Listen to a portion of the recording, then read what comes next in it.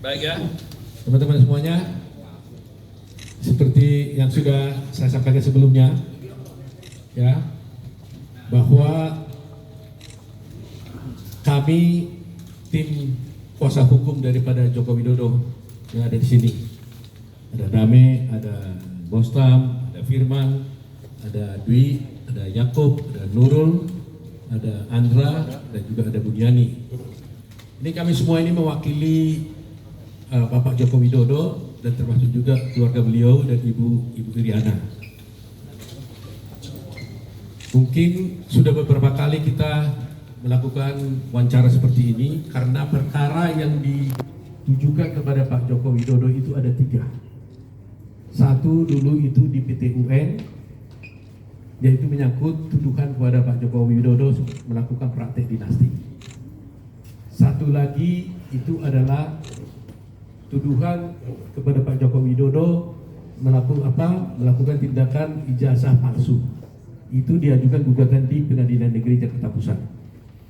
Yang ketiga yaitu gugatan yang hari ini kita umumkan, yaitu tuduhan atau gugatan kepada Pak Joko Widodo, termasuk juga Bapak Pratikno yang masih indeks sekarang. Dituduh Pak Jokowi ini juga sebagai ayah kandung daripada Gibran, dituduh tidak melakukan perbuatan apapun dan tidak menghalangi KPU maupun Gibran mencalonkan diri sebagai calon wakil presiden pada waktu itu. Karena gugatan ini diajukan sebelum pemilu dan baru diputus hari ini pada tanggal 3 Juni jam 11 tadi. Ya, jadi yang ingin saya sampaikan adalah ada 3 gugatan kepada Pak Joko Widodo dan keluarganya. Ketiga-tiganya oleh pengadilan dinyatakan tidak dapat diterima. Jadi kalah mereka semua. Gugatan pertama di PT UN soal dinasti, ya kan? Kalah lagi. Gugatan kedua di Jakarta Pusat mengenai ijazah palsu, kalah lagi. Gugatan ketiga hari ini mengenai pencalonan Gibran, kalah lagi mereka. Jadi ibaratnya ini memang bola ini adalah hat-trick nih. 3-0 nih, 3-0. Ya. Tetapi yang ingin saya sampaikan adalah meskipun kita menang 3-0 ini, kita tidak mau jumawa. Tadi saya katakan bahwa tadinya kita menganggap ini masalah yang mengganggu gugatan ini. Pak Jokowi merasa begitu. Tetapi akhirnya kita tahu bahwa gugatan ini justru memberikan hal yang positif kepada Pak Jokowi.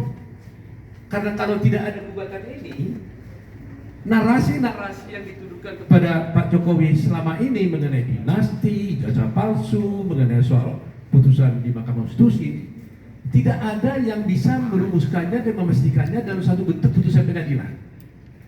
Ya kan? Jadi kalau narasi-narasi saya itu sudah habis-habis kan? Tapi beruntung dengan adanya gugatan ini mungkin Tuhan kasih jalan, akhirnya ada putusan. Dan kalau sudah ada putusan, orang tidak bisa lagi mempersoalkannya. Karena ini putusan hakim. Nah, oleh karena itu, kami harap seluruh masyarakat Indonesia dimanapun berada, mulai hari ini, mari kita hentikan polemik tentang tuduhan-tuduhan yang diajukan kepada Bapak Joko Widodo, baik mengenai praktek dinasti, baik mengenai ijazah palsu, maupun mengenai soal pencalonan Bapak Gibran sebagai wakil presiden pada pemilu yang lalu. Itu kita hentikan karena sudah ada putusan pengadilan. Jadi kita tidak perlu lagi berargumen tuduh sana, tuduh sini dan sebagainya. Kalau ada yang bertanya, baca aja putusan pengadilan. Kalau ada yang menuduh, silahkan baca putusan pengadilan. Itu ending daripada semuanya. Jadi nama baik Pak Presiden dengan putusan ini menjadi bersih. Tuduhan itu tidak terbukti dan mudah-mudahan kita bisa melihat Pak Jokowi nanti 22 Oktober kalau sudah berakhir jabatannya, dia telah menjabat sebagai presiden 10 tahun dengan hal-hal yang tidak ada negatif seperti yang dituduhkan kepada beliau. Ini saya kira yang saya sampaikan ya. Jadi masyarakat Indonesia tutup semua pembicaraan-pembicaraan lagi tuduhan kepada Pak Jokowi, karena Jokowi telah dibuktikan tidak bersalah melalui putusan pengadilan yang ada sekarang ini. Gitu ya.